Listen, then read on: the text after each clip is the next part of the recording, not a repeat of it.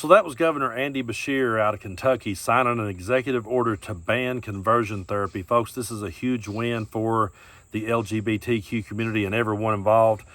Conversion therapy is truly one of the most disgusting things that's ever been, and it's just a terrible practice that puts kids in so much danger and is so cruel.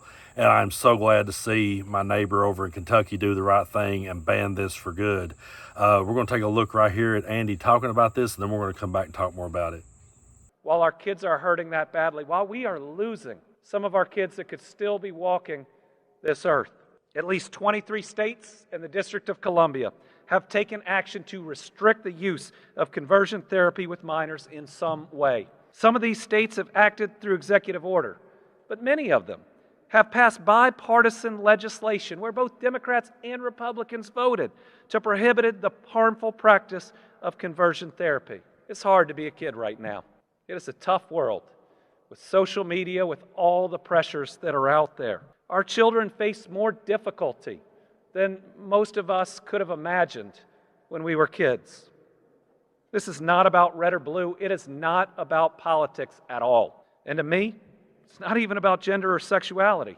It's about protecting our youth from an inhumane practice that hurts them.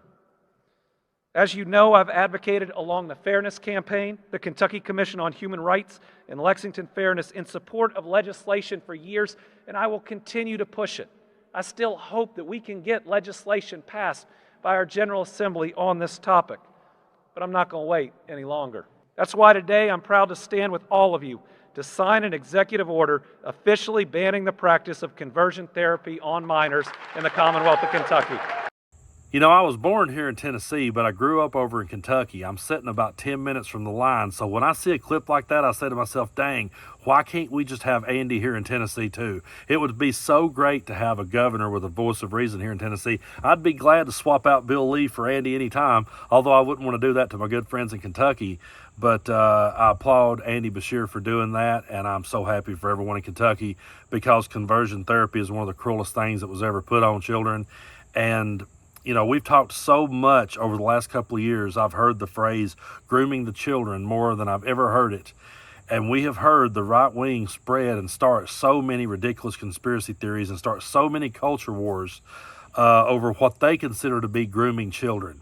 You know, we've had the whole argument that they had about the drag queens. We're still having that argument. They're sitting saying, oh, if you take your kid to a drag show, the kid's going to be harmed. We've never heard one case where a kid ever got harmed at a drag show. And in my mind, that's the parents' right to take their kid wherever they want to. If you don't want to take your kid there, don't. But we hear them talk about that's grooming the children.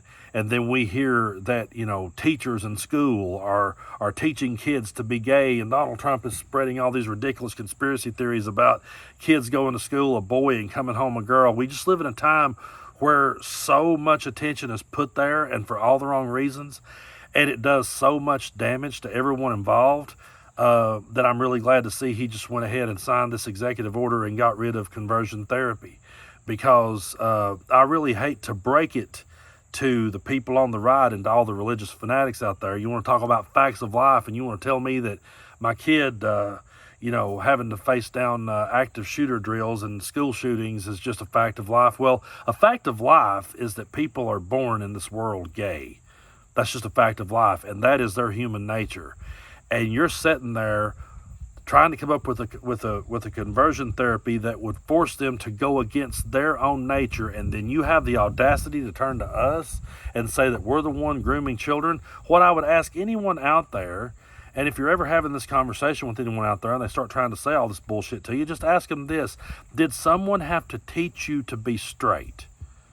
Because if they did, if you had to be convinced to be straight, then you've got issues and you really need to reflect.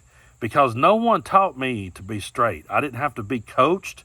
I didn't have to be told that I was, you know, going to go to hell if I wasn't or anything like that. I'm like the old Waylon Jennings song where he says, women's been my problem since I found out they weren't men. That was Brando. The minute that I realized that girls were different than boys, I knew exactly what side of the aisle I stood on, and never one time had to be coached into being straight.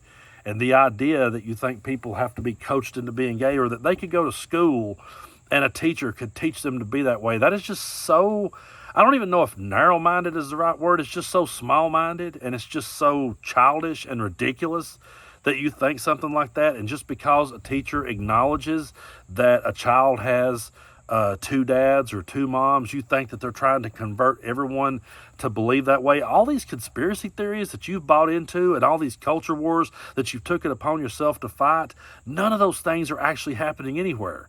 That is MAGA and that is right-wing pundits twisting this stuff to get you to work against people you hate. But meanwhile, you are sitting back with conversion therapy on the table, and children who were born gay and children who were born trans were being told they were wrong and they were flawed and they were being forced to convert to something that they weren't. That's grooming children. And grooming children is raising them up in an environment where they're made to feel guilty for who they really are. And to me, I'm with Governor Beshear on this one. It's got nothing to do with politics. It's not about Democrat versus Republican. It's not about left versus right. This is right versus wrong. No child should ever be put through something like that because of who they really are. It's just that simple. That's who they are. You don't have to convert them to be the way you are. It's sick and twisted. It truly is. And I'm so glad to see Governor Beshear put an end to this. I'm sure that there will be a lot of people in the Bible Belt that's going to start a bunch of conspiracy theories over this. They'll be saying, how awful Andy is for doing it. But Andy Beshear is the guy that I always point to when people starts losing hope in the South. And when people start saying, man, I don't know if I ever want to come down to that part of the world, I always point to Andy and say there's reasonable people here. There are voices of reason right here in Appalachia, and Andy Beshear is one of them. He was my guy that I wanted to see on the ticket with Harris. I'm totally satisfied with Tim Walz. Don't know if I want to get upset. I love Tim Walz. I think he was the absolute perfect choice. I'm behind him 100%. But for those of you that watch my videos and was like, why are you going to bat for Andy? Right here is one of those reasons, because Andy is standing up for people. And Andy does not care to rock that boat. And the thing about it is, Andy's the kind of guy who, while a whole lot of people in Kentucky might not always agree with him, and they may not agree with this, they'll still hold their nose and vote for him because he's a good guy. Andy is a hillbilly whisperer. He knows how to talk to people, and he knows how to break it down in a way that it makes sense even to people who disagrees with him. And that is an art unto itself. It isn't easy when you're the one trying to sit here and talk and be the voice of reason to people that were brought up in such hard shell environments. That's a phrase that we use in this part of the world. They'll refer to them as hard shell Baptist. And I've heard them called white knuckle Baptist. And the reason they get called that is because they're gripping the back of their seat so tight while they're sitting there. They got such a stick up their ass. But they're taught these things out of fear. And that's the main thing. They're taught these things out of fear, and they hear all this hatred and cruelty, and they think it's okay. So what we've been doing here to work to combat that is not to normalize that kind of behavior, not to normalize those kind of jokes, and not to normalize that kind of cruelty, and recognize that we are all our individual self, and we should be allowed to be.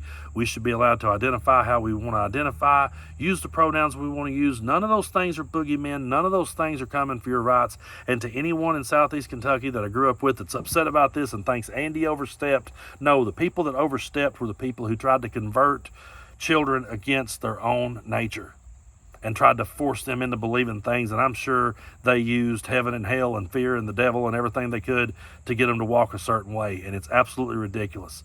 If you have to tell your child that it's going to burn in hell for all of eternity because it disagrees with you, you have failed so miserably as a parent. And if you think that's a flex, that you take them and you let a man stand up on an altar and scream till he's red in the face at them, and you say, boy, you better listen to him, I have zilch respect for you as a human being.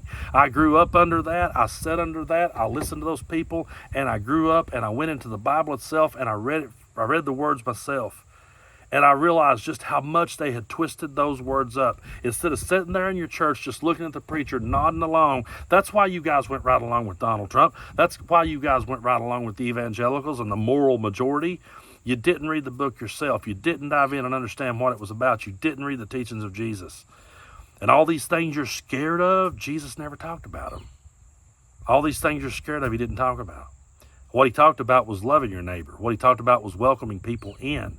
What he talked about was feeding people and giving people something to drink and clothing those that were naked and helping those that were in need and welcoming your neighbor and welcoming people from other parts of the world. That's what he talked about. But yet you sit back and you listen to some bigot with a vein popping out in his forehead, go back and quote Leviticus, and because you were afraid of something, you just rolled with it. Well, Andy just took a major step in Kentucky to undo a lot of the damage that was done by that type of rhetoric, and I applaud him. And I just long for the day that here in Tennessee, we could have a governor like that. We have to me, it's the yin and the yang. I'm right here on the line. I was born here, grew up over there, lived back over here. It's the yin and the yang. It's like, and there's still, Kentucky is a blood red state. Let me not, I don't want to confuse you. Kentucky's blood red. Andy pulled that off in a blood red state. Okay, but it's just the yin and the yang between him and Bill Lee. If you want to know everything that's right with the blue dots and everything that's right with people in the South and hillbillies that knows that we're all in this together, Andy Beshear's your guy. And if you want to know everything that's wrong with it, just look at Bill Lee. But again, I'm so happy this happened, and I applaud Andy Beshear, and I love y'all. I'm so glad that that happened, and hopefully one day. Maybe that'll trickle down here to Tennessee, and we'll have a voice of reason who will stand up for all people and not just people who they forced to agree with them.